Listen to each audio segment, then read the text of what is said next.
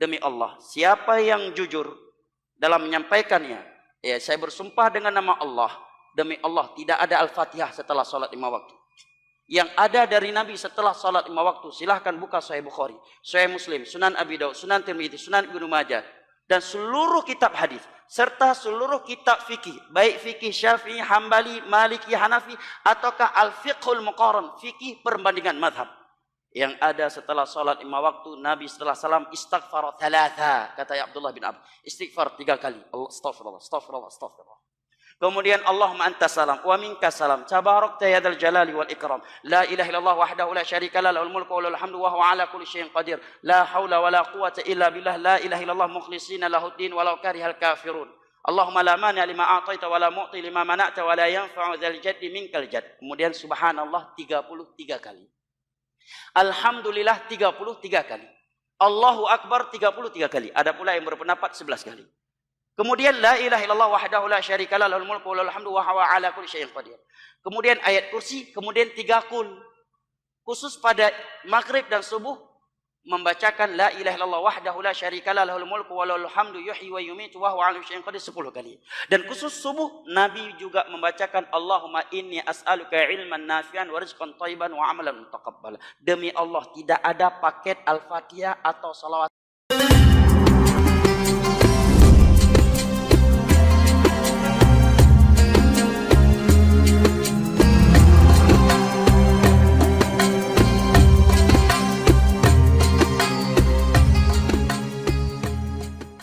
Assalamualaikum warahmatullahi wabarakatuh. Rabbi zidni ilma warzuqni fahma amin ya rabbal alamin. Allahumma shalli wa sallim ala sayyidina Maulana Muhammadin wa ala alihi wa sahbihi asma'in amma ba'du. Tak bacakan supaya sampean tahu keramatnya bismillah. Nah, sebelum saya bacakan bismillah Fatihah, tak beritahu tentang ilmu tafsirnya karena ini penting sekali. Fatihah itu dawuhnya Allah, tentu itu dawuhnya Allah. Saya ulang lagi, itu kalam Allah. Tapi yang sudah diberikan kesampaian ke kita semua, sehingga seakan-akan itu menjadi dawuhnya kita ke Allah. Jangan salah loh ya, Fatihah itu dawuh Allah tapi sudah diberikan ke kita, sehingga posisi kita itu yang punya itu. Nah, kenapa ini perlu dijelaskan? Karena nanti ada kalimat iyyaka na'budu wa iyyaka nasta'in. Kalau itu masih kalam Allah, berarti Allah ngomong ke kamu, ngendikan ke kamu, kepadamu aku menyembah. Masa Allah menyembah kamu? Nah, sehingga ilmu tafsir itu menyelesaikan itu dulu ya. Saya ulang lagi ya, sebelum sampean sering baca Fatihah, aku yakin ya sering baca. Ini barokahnya ndak paham itu ndak pernah janggal. Nggak paham itu ya penting supaya ndak iskal, ndak janggal. Sebetulnya di kalimat itu ada yang janggal. Kalau Fatihah itu kalimatnya Allah atau kalam Allah, bagaimana dengan kata-kata iyyaka na'budu? Masa Allah ngendikan ke kita, kepadamu kami menyembah? Masa Allah menyembah kita? Maka penyelesaiannya secara ilmu tafsir gimana? Semua ulama mengatakan, bukan 1-2, semuanya mengatakan di Fatihah itu semuanya diberi kawalan kalimat. Saya ulang lagi ya, di Fatihah itu semuanya diberi awalan kalimat qulu, katakan wahai hambaku begini ya, katakan wahai hambaku begini. Nah, begini ini pelajaran dari Allah yang sudah diberikan ke kita. Terus kita mengatakan bismillahirrahmanirrahim, alhamdulillahirabbil, termasuk kita mengatakan iyyaka na'budu wa iyyaka nasta'in.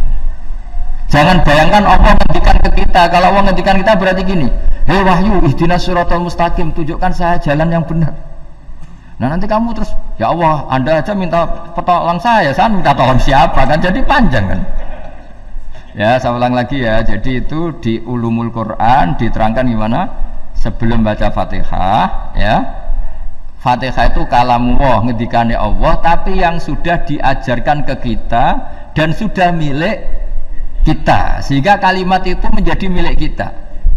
Tapi ya kalamullah, tetap kalamullah, tapi sudah menjadi milik kita. Udah paham ya? Ya pinter namanya. Ya, karena kalau tanpa penjelasan seperti ini Anda akan iskal. Bagaimana Allah, iskal itu janggal, bagaimana Allah mengatakan iya karena butuh, kan jadi aneh ya. Ya, Ya, jadi tak jelaskan secara ilmiah ya. Jadi kata ulama-ulama tafsir, ayat-ayat Quran seperti ini sebetulnya dimulai dari qulu apa? Meskipun enggak dilafazkan. Itu kan sama dengan qul huwallahu ahad Muhammad, katakan kalau Tuhan itu satu. Ya namanya Quran itu kan kalam Allah, membina nabinya, membina umatnya. Makanya dikatakan atau enggak di sini tersembunyi kata qulu, katakan. Ya, jadi ya ibarat apa itu? Kamu ngajari anak kamu lah, panggil jenengan bapak kulo. Itu maksudnya anak itu kalimat kamu, tapi kamu ajarkan ke anak kamu. Terus anak kamu bilang, Pak jenengan bapak kulo. Nah, ketika kamu mengatakan jenengan, bukan kamu mengatakan jenengan anakku, berarti anakmu itu bapakmu, kan lucu kan? Anak kamu ajari jenengan bapak kulo, kamu engkau bapak saya. Terus anak kamu mengulang jenengan atau kamu bapak saya. Berarti itu kalimat yang kamu ajarkan sekarang sudah milik anak kamu. Kalau itu kalimat kamu kan lucu, masa anak kamu bilang bapak. Nah itu seperti itu. Jadi ulama memberi solusi atau jawaban iya karena abudu. Iya itu sebelumnya ada kata-kata qulu, katakan wahai hambaku, hubungan kamu dengan saya adalah katakan iya karena butuh wa iya karena nasta'in. Terus hubungan kamu dengan saya katakan juga dalam doamu ihdinas siratal mustaqim. Jelas ya, jadi itu kalam Allah yang sudah milik kita karena diajarkan Allah untuk kita. Dong ya? Ya dong ya, gak jelas gak. Tapi bagus, gak jelas itu bagus. Kalau kamu jelas gak jadi dikrep, jadi gubernur. Min azimi fadliha kasratu asma'iha wa fadail ukhra. Ini cerita dramatisnya surat Al-Fatihah. Qala Abu Hurairah radhiyallahu anhu inna iblisa ranna khina unsitat Al-Fatihah.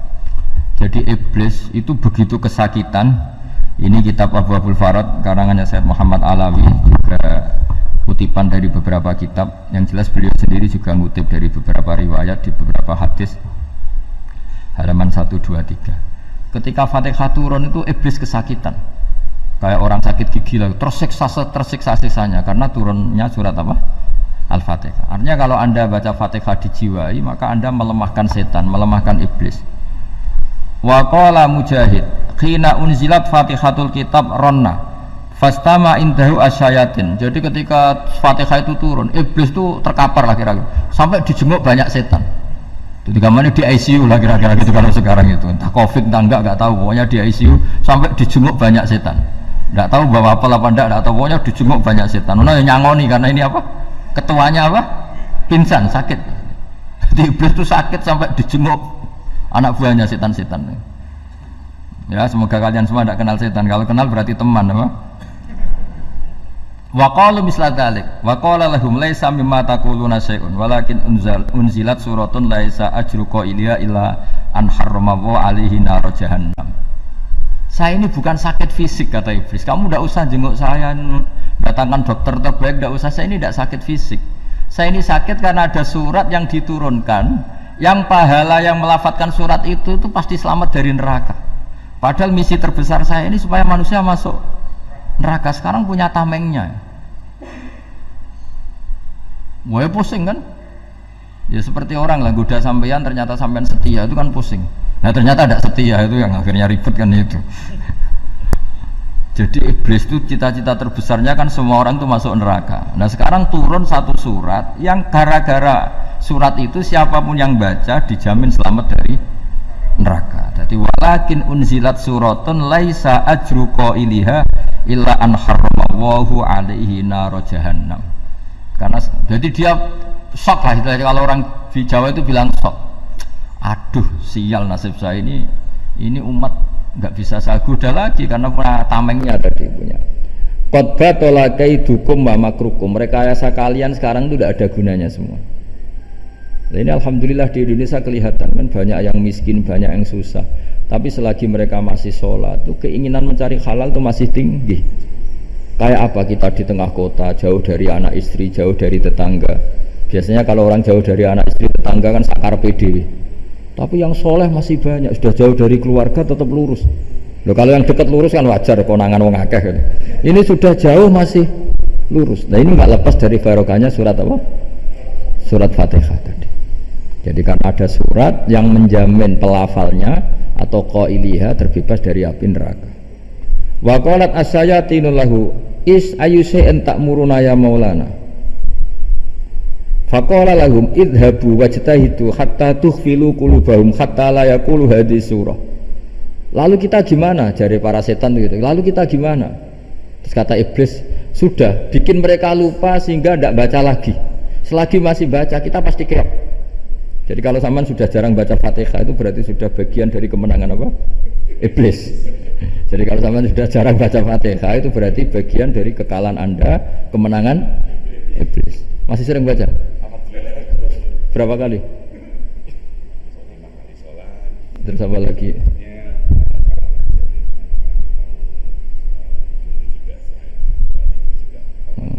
Kok 5 kali tok itu? Berarti pas salat fardu tok itu. Enggak 5 kali itu mendingan itu 17. Kamu itu ngitungnya jangan 5 ini. 5 waktu itu berarti lumayan kan? Berapa? 17 ya? Ya. 17. Ya. 17 tapi kalau makmum tuh sering separuh kan, apalagi makmum tarawih. Ya kan? Makmum tarawih itu bacanya Fatihah ada yang sempurna enggak ya? Ya enggak lah. Baru alhamdulillahirabbil alamin ruku ikut ruku gitu. Makmum kan yang tarawih lah Pak. Kalau tarawih jarang sempurna ya. Fatihahnya itu. Kan imam sudah ruku. Kamu bacanya Fatihah sampai mana biasanya? Baru setengah ya. Ya paling pas tarawih aja kan enggak sempurna ya. Apalagi kalau imamnya sing kilat tuh, waduh malah. Nah, ketika Fatihah itu sebegitu keramatnya, sebegitu topnya, itu setan rapat, singkat cerita itu yang tadi dipimpin oleh iblis yang sedang terkapar apa? Terus tadi obatnya nggak ada, cuma dia shock karena ada surat yang turun yang melafatkan itu pasti selamat dari apa? Neraka. Nah ini gimana saran Anda? Terus sarannya adalah bikin orang-orang itu lupa, tidak baca Fatihah. Nah ini rapatnya iblis. Idhabu wajtahidu hatta tukhfilu qulubahum hatta la yaqulu hadhihi surah. Kala yukthiru qira'ataha wa la yakunu lahum ajrun wa thawabun bal yakunu lahum adzabun wa iqabun. Jadi saya mohon selama ini Anda sudah baca, tapi mungkin hanya rutin saja. Napa rutin saja? Jadi barokahnya ngaji ini kamu punya kekuatan atau punya semangat membaca karena ini surat yang luar biasa. Ibarat gini, kalau sampean tanya, saya juga sering mikir, masa Gus hanya surat kok punya kekuatan seperti itu? Di dunia ini kata Allah, mulai Nabi Adam sampai kiamat, nggak ada yang bisa menandingi kekuatan kalimah. Kalimah itu kata-kata, nggak ada yang bisa menandingi kata-kata. Misalnya Anda nge-grab, berangkat istri cuek, berangkat cuek, itu beda dengan ketika meskipun satu kalimat, wes Pak, muga-muga dilindungi pangeran, mungkin jenengan selamat. Itu menjadi teduh dan semangatnya luar biasa karena kayak mendapat support. Jadi kira-kira kalimat itu hubungannya kita dengan Allah. Fatihah itu seperti itu. Kamu melafadzkan satu kata-kata yang dibenarkan langit bumi, dibenarkan aras, dibenarkan malaikat, dibenarkan semua penghuni di dunia ini. Sehingga itu efeknya luar biasa. Itu seperti gini ya, kamu cerai sama istri, terus nikah lagi katut babon. 10 tahun anak kamu dididik, ibunya benci kamu, dan memang Anda layak dibenci. Dididik. Dan sampai nggak pernah manggil kamu Pak. Suatu saat kamu tentu rindu kan, ingin dipanggil bapak oleh anak kamu. Suatu saat anak ini manggil kamu Pak E. Wah, itu senengnya bukan main. Hanya sebuah kata-kata. Makanya kadang-kadang orang itu tanya sama kiai, ijazah lafadz ini gunanya apa sih? Itu ijazah itu untaian kata-kata. Yang kata-kata ini dibenarkan langit dan bumi dan aras dan para malaikat, sehingga efeknya itu luar. Nah ibarat seperti itulah, kamu melafadzkan Fatihah itu melafadzkan kata-kata yang dibenarkan Allah dan Rasul dan semua malaikat, semua penghuni langit. Maka ini efeknya pasti luar. Nah di sini lah orang-orang dulu itu tahu keramatnya itu, sehingga ketika melawan Belanda, melawan Jepang dulu itu kalimat-kalimat itu menjadi mantra yang luar biasa. Doa yang luar biasa.